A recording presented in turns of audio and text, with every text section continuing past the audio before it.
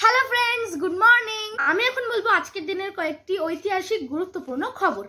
আজ বিশ্ব ওজোন স্তর রক্ষা দিবস। 1932 সালে আজ ভারতীয় বংশোদ্ভূত ইংরেজ চিকিৎসক নোবেল জয়ী রোনাল্ড রস মৃত্যুবরণ করেন। 1739 সালে আজকের দিনে স্প্যানিশ ডাচ পদার্থবিদ, প্রকৌশলী ও থার্মোমিটার উদ্ভাবক ড্যানিয়েল গ্যাব্রিয়েল ফারেনহাইট মারা যান। 1893 সালে আজকের দিনে ভারতীয় বিজ্ঞান গবেষক ও সাহিত্যিক গিরিজাপতি ভট্টাচার্য জন্মগ্রহণ করেন। 1815 সালে আজকের দিনে মস্কো শহরে এক অগ্নিকাণ্ডে একদিনে প্রায় 3/4 শহর পুড়ে গিয়েছিল। 1939 সালে আজকের দিনে দ্বিতীয় বিশ্বযুদ্ধ শুরু হওয়ার প্রথম মাসে জার্মানির সেনারা পোল্যান্ডের রাজধানী ওয়ারশো অবরোধ করে। 1955 সালে আজকের দিনে আন্তর্জাতিক কপিরাইট চালু করা হয়।